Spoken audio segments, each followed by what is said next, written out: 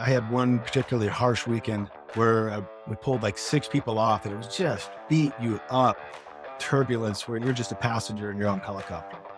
Sideways, flying at 65, 70 knots, going back this way again, it rocks your world. I was just staring. My family was like, "Are you okay?" I'm like, "Yeah, I'll be okay. I'm just completely spent." And it doesn't happen very often where there's nothing left to give. So if you got 2%, you give 2%. When you're all the way out, you got a gracious family that says, "We're going to let dad just stare at the wall for a couple hours." But if you got 2 or 3%, you better give it up.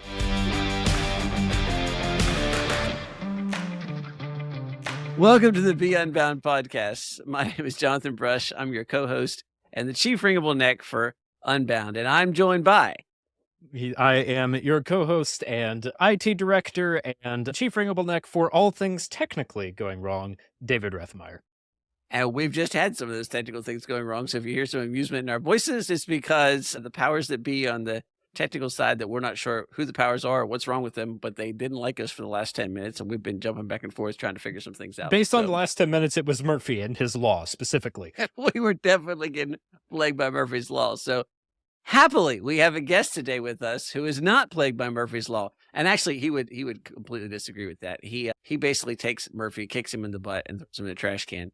And so this is a fun conversation with Scott. It's a part of our Extraordinary and Ordinary series, and it is a fun story. Scott is, in many respects, an ordinary man who does an extraordinary job. And we've had a really fun conversation with him, and we can't wait to share it with you.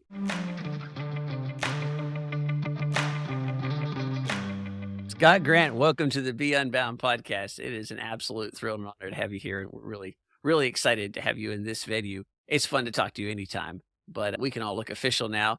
And for reasons that we'll make clear in just a second, David and I are kind of bragging about wearing our headsets and our ear things when Scott does it. And here's why. I know Scott as a father of 4 Unbound alums. And so people that have been involved in our program in various ways, including Victoria Schurter, who is our director of learning and honestly responsible for making sure that what we actually run around here is high quality and works really well. And so for that reason alone, we think Scott's pretty famous and a guy to pay attention to. But he's actually the father of 6, and so he gets definite credit for that. He's an outdoorsman. He's a police officer, a medic, an Army veteran, a pilot of both fixed wing and rotary wing, which is a fancy way of saying helicopters. So he wears the really cool headset all the time. And so we were just wearing them today so we could look as much like Scott as possible. He's a helicopter pilot for a law enforcement agency. He's actually the chief pilot for that law enforcement agency for his state. He's a speaker for us at base camp. And for me, he's both a friend and a mentor. We're just really delighted to have you on the podcast. So Scott, thanks for making the time and thanks for being here.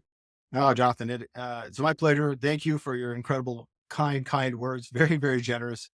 And I think it's the mutual mentor society between the two of us. So I deeply appreciate the value and camaraderie that you bring to not only me, but my entire family. And so many of my daughters have had major impacts from being around you, your family. So mutual appreciation, a lot of respect both ways. Absolutely. It has been a blessing, both sets. And we are actually geographically quite far apart, almost as far as you can get. And yet we've had a really interesting ability to have some intertwined lives because of the interaction of our children. And then as parents and as people that have done some things for Unbound. And so it's been really fun.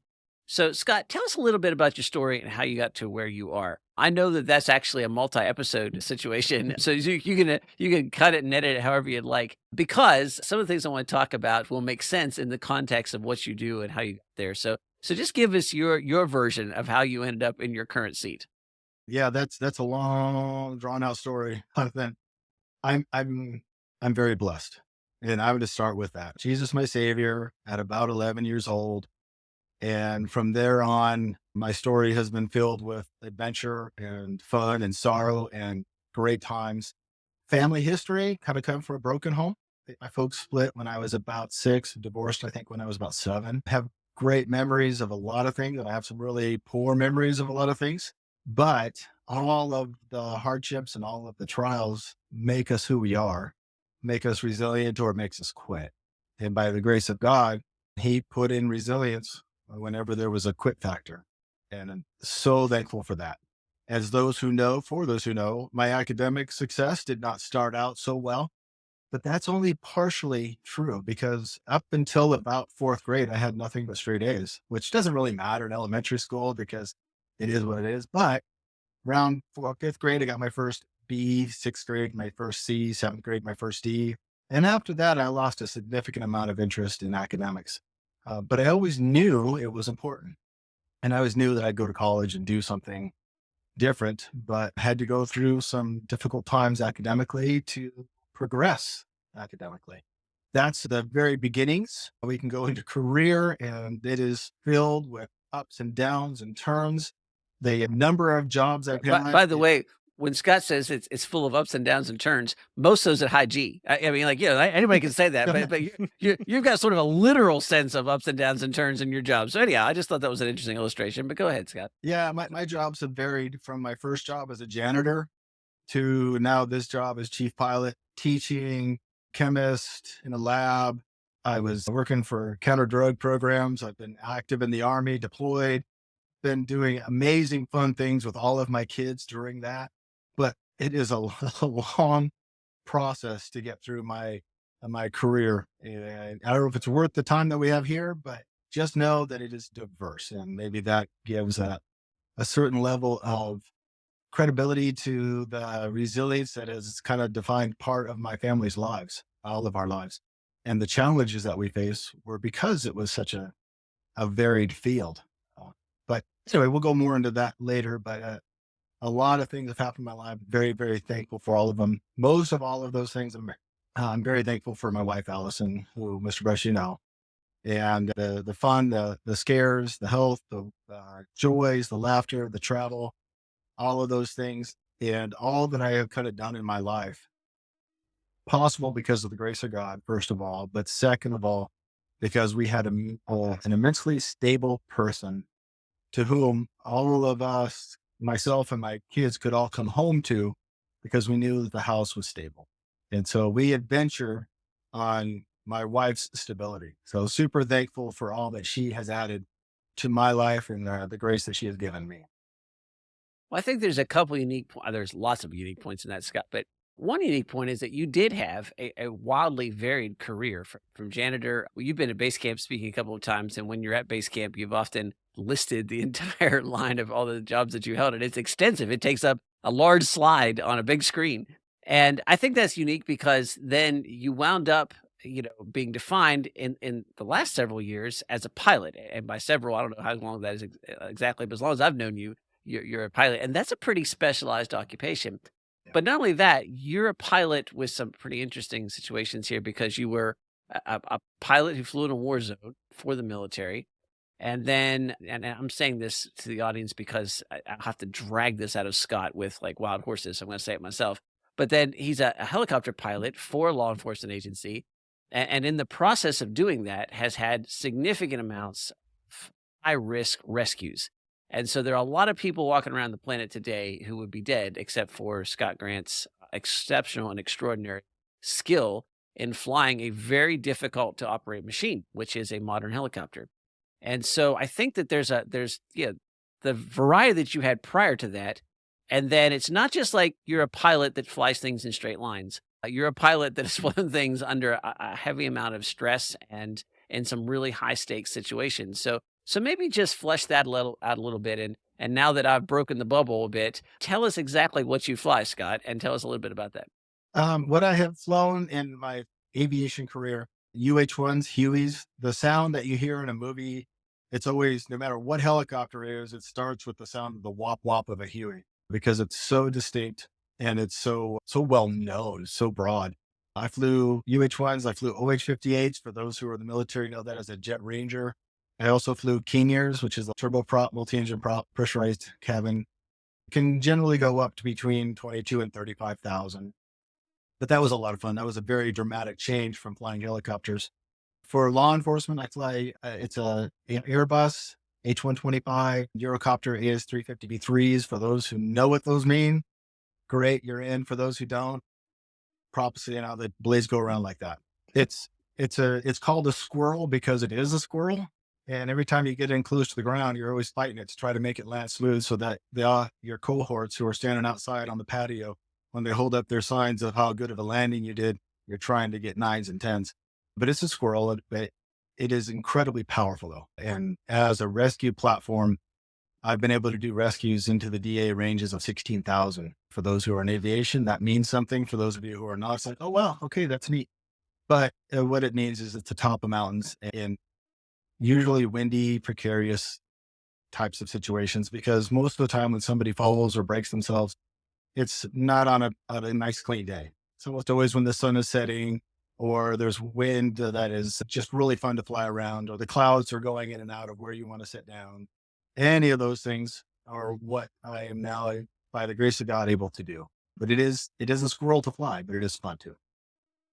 So when you're flying for law enforcement, Scott, have you flown primarily rescue missions? I mean, when people think of law enforcement, they think of, I think, less rescue. They think that's a medical thing.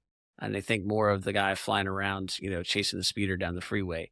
And so I assume that you've done probably all of those things, but what has been the thing that you've done the most?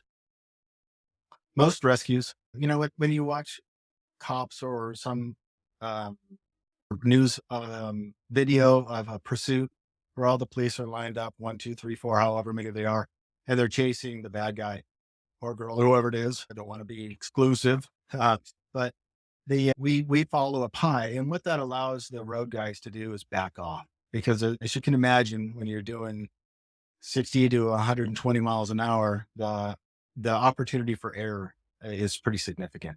So if we can get over the top and make radio calls to the guys on the ground, they can back off and wait until the person comes to a stop, and hopefully the violator will slow down so that they don't hurt somebody else. Because that's the worst part of this job, is when you see a crash happening, you know it's going to happen. There's nothing you can do to stop it, but it's just there, and that's a fact of what we have to do. So we do that. We do when somebody's running, or they're hiding up on on a ceiling, I mean, or on a roof. We'll find them and point them down. Or people hiding in trees, bushes. We find things that we're not supposed to find. Like I thought somebody was hiding in a bush, but really it was an anthill. But I couldn't tell because the FLIR image wasn't quite clear. So yes, we do everything law enforcement, but we do a lot of search and rescue, because that SAR, search and rescue, is primarily law enforcement's responsibility. The sheriff in each county, that's one of their primary roles and duties. And because we support all counties in the state, that's our job as well. Well, I think thanks for sort of fleshing that out so that audience can understand the kind of things that you do. I ask you that because it's interesting, and I think everybody at some level has a little interest in the guys that wear the headsets, and they don't mean David and the pilots, and have an appreciation for that. But I wanted people to understand that it wasn't just flying, but it was flying high risk, often very dangerous things. And with that has come significant amounts of sacrifice. So we skimmed over this a little bit, but let's go back a little, Scott. So how many times have you been deployed, and how long did that total in its entirety? My first deployment was in the first Gulf War, twice, in answer to your question, but those are overseas deployments. I've had more deployments in the United States than I can really count. Some of them were short, like 1 week. Some are longer. The deployments overseas were anywhere from like 7 to 10, 11 months, something like that. Not too long compared to a lot of the folks on the ground. The infantry guys, the people who are really have a deep respect for and I'm very supportive of when I'm doing my job as a pilot, it's to support those folks, because really that's what matters, the boots on the ground. And however we can make their job easier or rescue them or whatever we have to do, that's my job. So the first deployment was as a flight medic, and the second deployment was as a King Air pilot. But even as a King Air pilot, we still did a medevac where nobody else could get to because of weather. So we we kind of had the ability to do a lot of different types of deployments, but it was a broad spectrum in the sense that it was local and overseas, flown pretty much every country in the Persian Gulf. And I don't say that with pride, but just with we're out. Well, it's hot. Well, as we think about that, here's the point that I wanted to kind of get to and arrive at, Scott, is that you've done two or three things I think are really exceptional. So you've had a career in the military, which involved multiple deployments overseas and domestically. Then you've worked a law enforcement job, which always carries some risk, but I would say sort of the extreme end of that risk because of the kind of flying that you did, particularly search and rescue and high altitude mountain situations. And so those things are exceptional and they're worth noting. And you will never do this, but it's worth being appreciative of and understanding that these things take a high level of skill and dedication and sacrifice and time. These are not, hobby jobs. These are not weekend things. These are 9 to 5ers. And then here's the third exceptional thing. Because of what we referred earlier, that I do know you and your family, you have an extraordinary family, children that you have invested a lot into, a marriage that you've already alluded to that's really, really stable. And, just to put it really frankly, those things don't often go in a combination pack. And so I think that that is exceptional and it's worth noting. It's a reflection of who you are, but I'm also curious. Unpack that a little bit for me because, I think you've got a better perspective than I do in the fact that this is a bit of an extraordinary situation and not normal. So how did that come about? What is it that allowed you to do all three of those things? I think that's an interesting. It's impossible without the grace of God. So we just put that first and foremost right there. And I think having that perspective that what I'm doing is supposed to honor God, is supposed to do something more than just me. It gives perspective on what we want out of life. God gave me a lot of great opportunities to go do this. This is kind of what I do. I'm the guy that runs toward the fire. Not that that's great. It isn't. It's just that's what God made me to do. So in kind of obedience, that's what I've always done. And starting out as a flight medic, trying to save lives that way, and now still doing that to this day. That's God makes us each to do something in particular. That's what God made me to do. Knowing that the requirements for this position and this work are substantial, I've been very, very blessed to keep a perspective that it's not about me and what I want when I get home. It's about what my family needs and what the requirements are as a good man, as a good leader in your own home. That's not always easy to do because we want to be selfish and we want to come home and take a nap or do whatever fills our or other boat. But I've been so fortunate to have an adrenaline filled job that most of the time when I get home, I just want to spend family time. I don't want to go to a sports activity. I don't want to go watch a game. I don't want to sit at home and watch TV. I want to do something with my family. Part of the consequence of what I've done is the recognition that I am gone. And so whenever I'm home, I try to give 100% of everything I have left to my family. It's not selfless in the sense that I'm not doing anything other than what most men are doing, but it was with emphasis that I would invest in everything I could that my wife and my kids were doing. So my my my thrill of life was doing my job. So when I got home, my thrill of life wasn't to do something else, to go ride motorcycles, even though that's a great time. And I know you pick motorcycles too, Mr. Burns, so that's not a negative, but I gave up on some of those things that weren't important to invest in the things that were most. And by the grace of God, he has blessed my life abundantly. My kids are amazing. I'm very thankful. They're imperfect. I'm imperfect. But when we do stuff, we do it together. And the evidence I think is in the relationship that we share. Even as three of them got married, and Mr. Brush was there, I think for all of them. I don't know, maybe missed one. Yep. Just missed Um, one. but that evidence of them wanting to come back and still be a part of whatever it is that we're doing is, I think, the grace of God in how we invest in our kids and how we invest in our spouses' needs and their desires. Again, I got to live the dream that I wanted to do. My job was my dream in an occupational perspective only, but it was what I loved. And there's very little in life that is as satisfying from a totally self-absorbed perspective as doing something you love to do. You may not always be able to do that, but that's okay. And when you can, you ride that horse as long as you can. You don't get bucked off. You just take it. The consequences you invest everything else you have in those around you.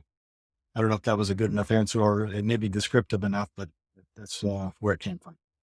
Scott, I think that if we boil that down, you said two things that ultimately end up being fairly simple on their face, but I think the execution is worth paying attention to. You mentioned that you prioritized.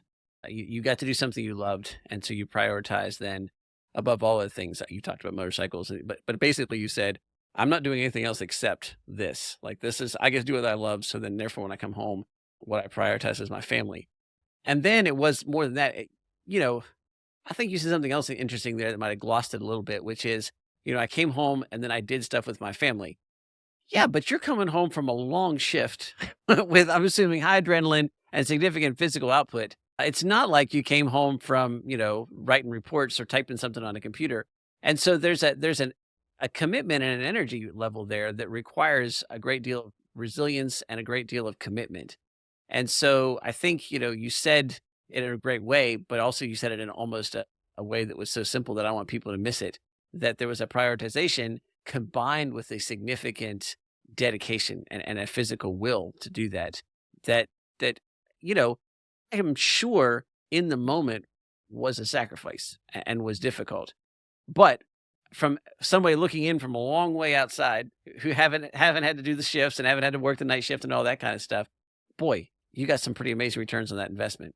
And so maybe you just wanted to make sure that people heard that because that's applicable to all of us, whether you're picking people off the top of a mountain in a snowstorm or not. And also, there's an uncomfortable reality here, Scott. If you can do it after picking people off the top of a mountain in a snowstorm, I got nothing left in terms of an excuse. And that's maybe worth noting. So Although I appreciate your words so kindly, that there were times when I had the 1,000 yard stare. When you how me just completely and utterly spent.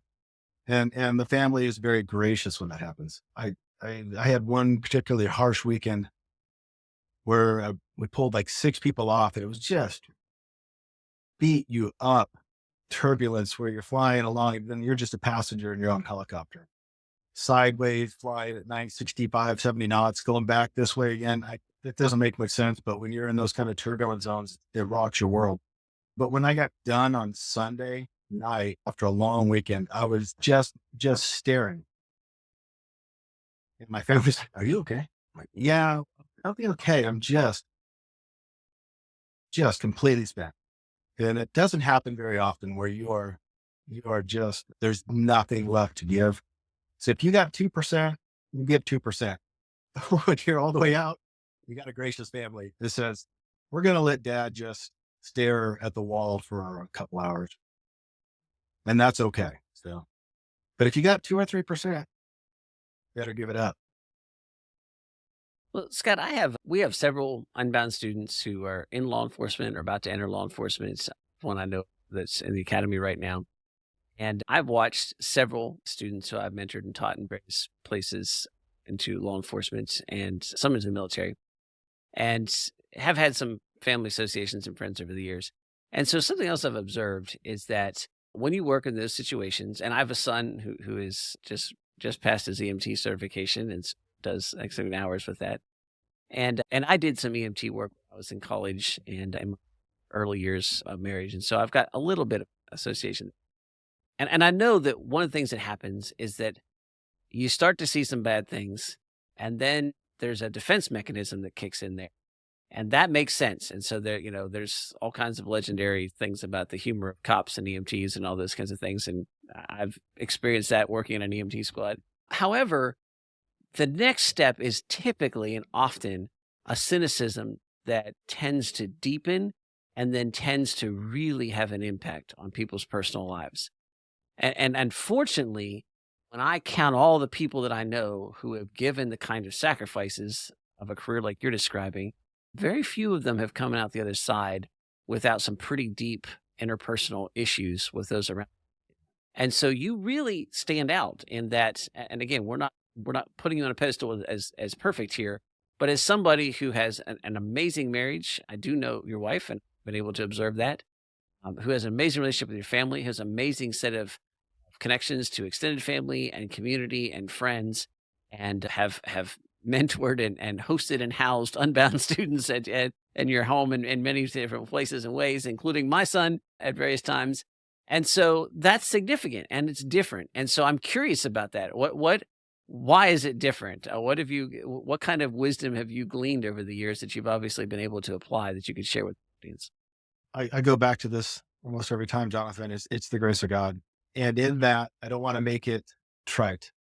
There's always a price to be paid. And because of that, you have to come up with coping skills, people you converse with, laughter. You laugh at some of the most difficult things because it's one or the other. You're going to laugh at it or you're going to cry at it. And both are perfectly good options. I've done both.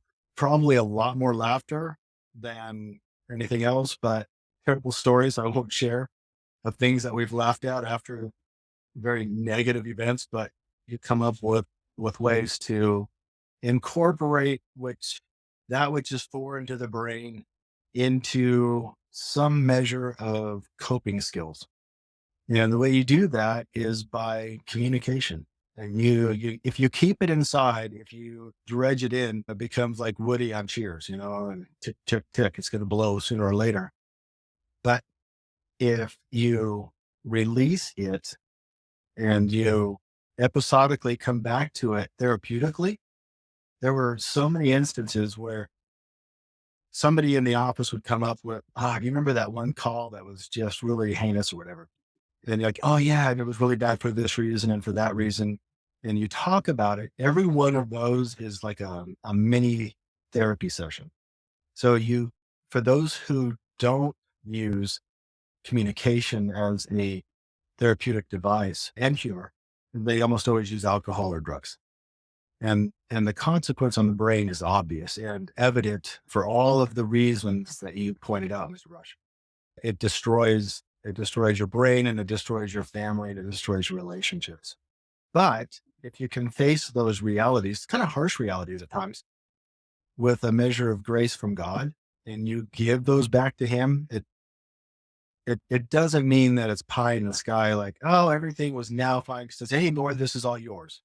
Wouldn't that be nice if it worked that way? And maybe sometimes it does. I think of Louis Zamperini. Maybe for him, it was that one shot and he was able to release everything. But for the majority of us, we just walk down those paths on a daily, weekly, monthly basis again, but you get rid of it each time. Can't store it. If you store it, you become an alcoholic, addicted to drugs, or you abuse your family, or you kick the dog when you get home, or whatever your coping mechanism is. But all of that cornerstoned and bookended by the grace of God and the grace of God. There would go I, except for the grace of God. And Scott, did you find that that was, was that happening primarily in the office? You talked about, representing the call, and obviously there's a camaraderie there because there's people who really understand in ways that people on the Right. outside never can. Or was that something you were able to process with your family, or did you keep those two things separate? I processed with my family the funny events.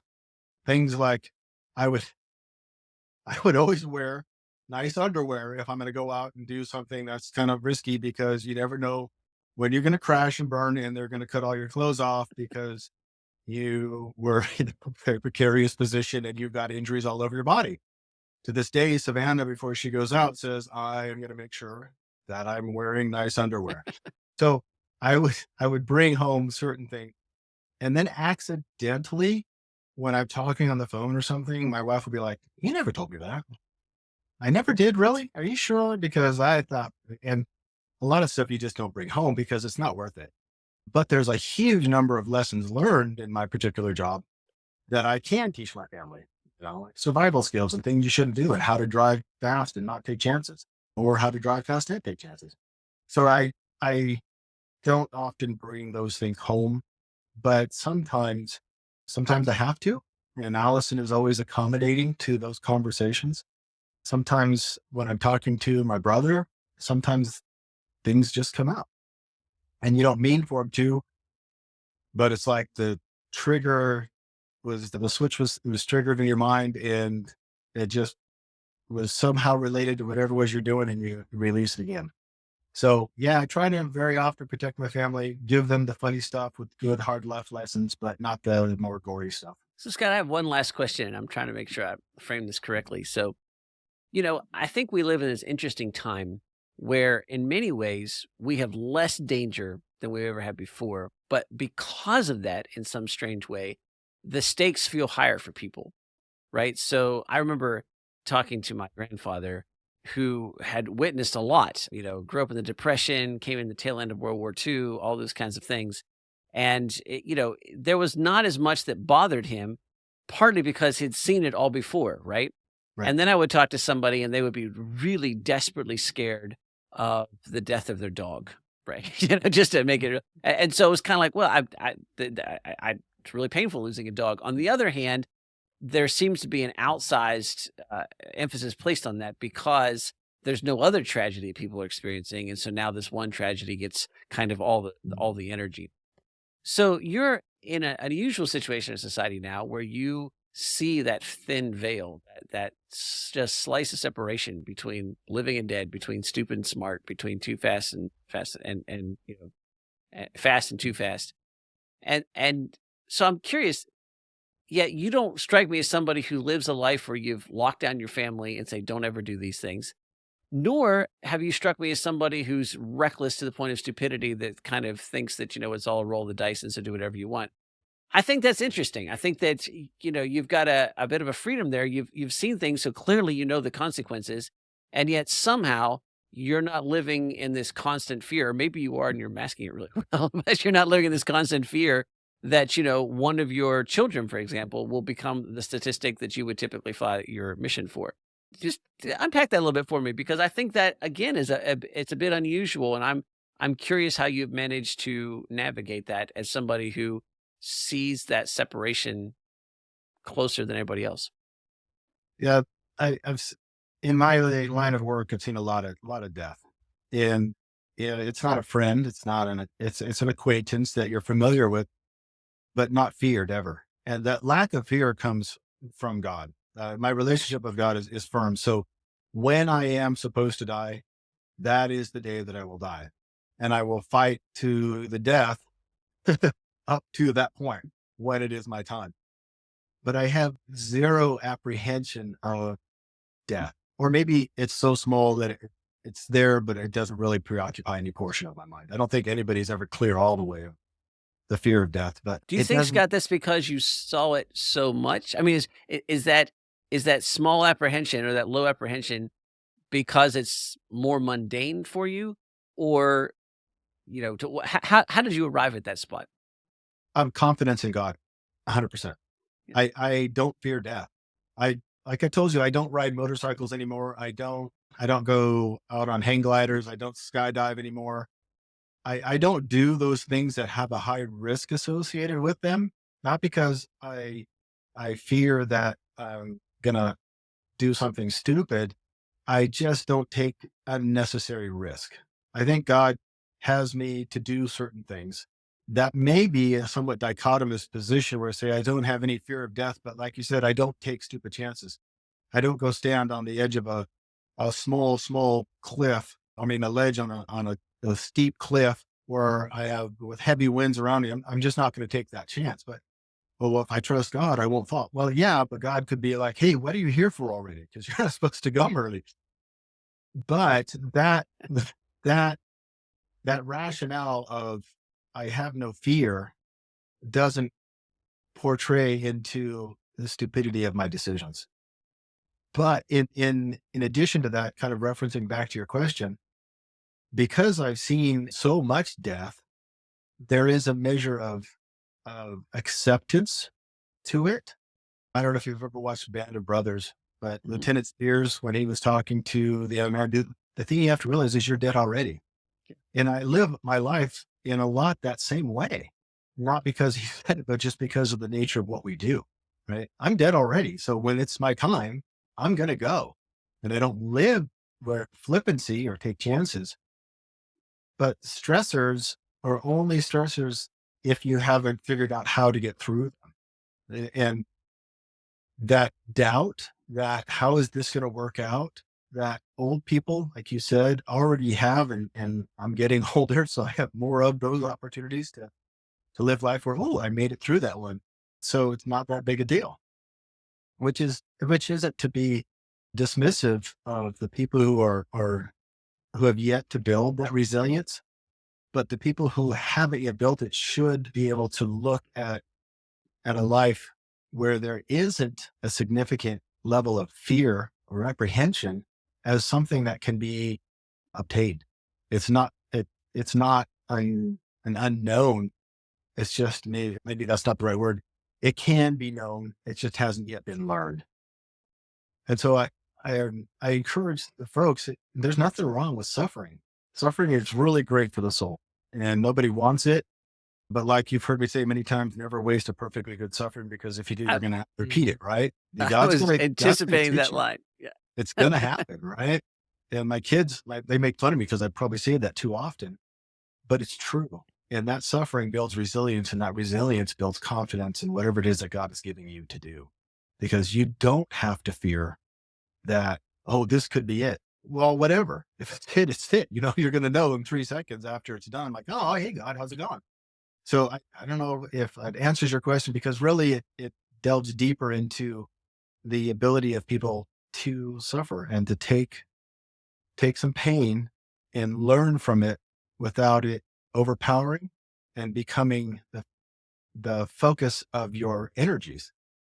If we worry about dying, if that's a focus of our mind, that's all we're going to focus on. We can't then focus on doing the job that God gave us to do. If we focus on, am I going to look like an idiot? I'm never going to get up and from the stage, even though I probably will look like an idiot sooner or later. Whatever, right? Who cares? Because you can recover from that. And if I could impart some measure out of this little life I've lived, it's go and face it and deal with the consequences afterwards. Not flippantly, but never quitting when God is putting you to do something. You just never quit. So one thing we can do, right? We can never quit. We can plod along and keep on going with resilience in the midst of fear, in the midst of trauma, in the midst of pain, of life's greatest challenges. But if we don't quit, you overcome. Well, David, I'm not sure if we should tell him or not, but you said your kids make fun of you for that line. Scott, basically, anytime anything ever goes hard anywhere in Unbound, there are not one, not two, but multiple students who will say, it's like Mr. Grant says, never waste a good suffering. I've been told Good that in suffering. staff meetings. I've been told that in student cabinet meetings. I've been told that at student events. I've been told that in courses. And just recently, in one of the courses I was teaching, I was saying something and they said, well, it's like Mr. Grant says, never waste a good suffering. Never And waste. it is almost always aimed at me. I have no chance of ever. And anytime I get a little bit of complaint, one of my own children will be like, Mr. Grant says, never waste a good suffering. So these might be your legacy there for Unbound. Yeah, nobody wants it, but okay, we're going to go through it anyway. Well, Scott, thank you so much, and thank you for coming on. I appreciate the time you spent. I appreciate you putting up with my impertinent questions. And I really appreciate the example that you set for me and for others. And I tell Scott this a lot. I say, I appreciate you and Allison's tremendous sacrifice, blood, sweat, and tears you put into your children, because I have benefited tremendously from some of the things that you have done with your children, particularly as Victoria is such an essential member of our team. And I've had the pleasure of knowing all your children in various capacities and have been blessed by each of them tremendously. And so that's a big thing for us. And then thank you, Scott, for the work that you do. It is not Mhm. lost on me. And I think people say it in a way that ends up being trite. But I hope you hear us sincerely when we say those missions you flew overseas and domestically, and the times you were deployed, the fact that there's people like you out there flying to pick us off of mountains. As somebody who backpacks and spends some time in the wilderness, I would be horribly embarrassed to call the helicopter, but I'd be really glad if it came for me. And that's not a small thing. And so we appreciate the sacrifices you've made and continue to make, and continue to pray for you all the time for the work that you do Thank you. now. Thank you for the time you spent with us. We appreciate it. Well, Mr. Rush, thank you so much for having me. Your staff, thank you from the bottom of my heart for the opportunity to speak out and to do what God gave me to do, whether that's talking to you or something else. And so I very much appreciate how diligent you have been in your obedience to what God is putting in front of you. the Mutual Admiration Society exists again. So thank you so much for all that you do.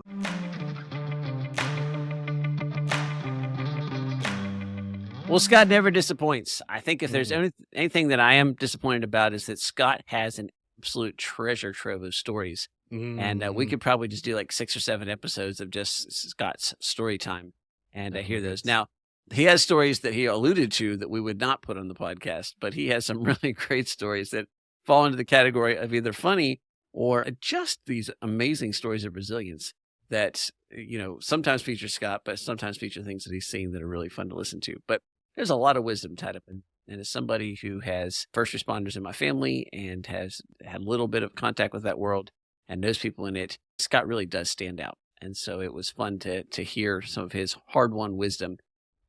Even if you're not a first responder, you got a lot to learn out of that. But if you are or you're considering going into that field, pay attention. And if you do that by going through Unbound, we'll introduce you to Scott because it's definitely worth. Absolutely. And yeah, I think there's so many things that stood out from that conversation, but the two that stood out to me in particular is that he is somebody who, I think, to use the phrase, lives very deliberately and makes a lot of very conscious decisions about what I think most people just respond to and don't consciously think through and how to respond to. Everything from how he prioritizes his family to how he processes through the hard things that he's gone through, and even to not wasting a good suffering. Those are just everyday little things. Those are mindsets that I think you would find most people would agree with. Yes, I want to prioritize my family. Yes, I want to think through the hard things that I have done or been through consciously. But Scott does it in a way where he makes the everyday challenging little decisions to be able to do those things well. And I think that's what makes him such an absolutely fantastic candidate for being extraordinary at the ordinary, because it is those ordinary things, those everyday things, those little decisions that are often some of the most challenging to make, especially in a career field, in just the path that Scott has gone down. But the way that he has gone about that is truly phenomenal. Well, he'll never take enough credit for this, but I want to make sure he gets some recognition just here in that there's a lot of high performance people out there, and they do highly dangerous jobs, first responders, military applications, things with high stakes that require an extreme amount of skill, of technical skill, of preparation, of training, and then the right decision making under pressure. And those people perform at these incredibly high levels. They look superhuman to the rest of us. And lots of our lives depend on them doing their things correctly. If you need rescued, or if you're talking about the defense of our country, or just, they're the people that you need when things are really going bad. And so we're grateful for them for those reasons. But I've known quite a few of them. And my experience is that the other side of the table is generally shape, meaning that it's just kind of a shrugged off thing that if you're going to be high performance in that area, then you can expect for things to be an absolute disaster at home. And, there's reasons for that. And I'm not condemning that. I'm just observing a fact, right? This is like, if you watch this long enough, you'll see those patterns. It's extra extraordinary and exceptional to have somebody who is absolutely top of the line at their game in both places. And so I want people to catch, we introduced Scott and he's the chief pilot. You don't get to become the chief pilot because you were an okay pilot. Mhm. You don't get to that position because you were sort of already doing your job. You do that because you're at the very top of your game in a very competitive and difficult environment. And I would say from a parenting perspective, and again, nobody's perfect, but, Scott looks like he's in the chief pilot position there too, in terms of, his family and the relationships that he maintains. And that combination is one that's very rare. And what is not seen here is that combination takes the stuff that you talked about, David, that deliberate thinking about it, but it takes incredible resilience to come home from work and decide and choose not to share the bad parts, not to take it out on somebody as stress relief, and to commit to giving only, if you've only got 2%, to give that 2% to people at home. That's a significant investment. That's significant Mhm. resilience. I want people to hear that because, look, you may not be in a position where you're flying and rescuing people off of mountains. You may not be in that kind of place, but you're all going to be in a situation where the best of what you have is going to be extracted from you someplace, because that's how you earn your daily bread. And that's the way you serve. It's the way that you do the things that creates value in this world. And then you're going to have to come back and you're going to have to maintain relationships. You're going to have to deal with siblings. You're going to have to deal with parents. You're going to have to deal with children. You're going to have to deal with spouses. You're going to have to deal with friends, church members and community members and neighbors and all those kinds of things. And it's how you choose to use your remaining 90%, 10%, 12%, 3%, whatever you've got. That's where resilience really comes in. That's the day-to-day stuff. And it may look small, but look at Scott's life and look at what that compounds into in terms of investment. That's something I think we should observe, take away from this conversation. Well, as we finish this out, there's an aspect here of thinking differently, being deliberate, being specific. Those are certainly traits exhibited by Scott Grant, but they're traits that we, often inspired by Scott, really attempt to train and to teach into the students. And so we do that through several programs, but specifically want to remind people that we do a high school program called Equip and Declare. Equip works with any curriculum that homeschool students might be using. Declare is a complete package with curriculum from My Father's World. Those programs are designed to teach high school students how to think deliberately, to be specific, to kind of incorporate and learn some of the resilience and some of the traits that Scott's talking about. And you heard Scott talk about his varied background and all the different things that he did and how he was able to keep doing different things and transfer skills and ultimately deepened into professionally now, which is this highly technical and highly complicated job of being a pilot in a very complicated machine. That starts with a good foundation. And that's something that we are pretty confident that we can deliver through Equip and Declare. So if you are a homeschool parent and you're thinking about how you're going to do high school in this coming year, and you think, am I teaching my student the right things? Are these going to be things they can use to be successful? I try not to overpromise here, but I can tell you that Equip is designed specifically to help students actualize their education, take whatever they're learning and be able to learn how to use that as a foil to learn the study skills and life skills, planning skills, and the scheduling skills, and the time and task management skills that they're going to need to be successful in what they do. And if you are looking at high school and you're not sure what curriculum you need to use, can I just really suggest you take a hard look at our Declare program, which includes coaching for the curriculum. And I think some of the best homeschool curriculum out there through My Father's World, a curriculum that integrates worldview thinking and biblical thinking, Christian thinking and biblical thinking through every aspect of the curriculum, that will challenge your student, but also is designed to make it possible for parents to teach. And if you need the extra help, that's what the Unbound coaches are for. So take some time to go to beunbound.us, and if you're high school students, check out those programs. In addition to our Navigate, which is our Navigate course, which is our decision-making course for students, and of course, then our flagship, which is Ascend. With that, David, any other final words of wisdom before we sign off here? I would just conclude with make the everyday choices, as Scott has reminded us, to live deliberately and to be unbound.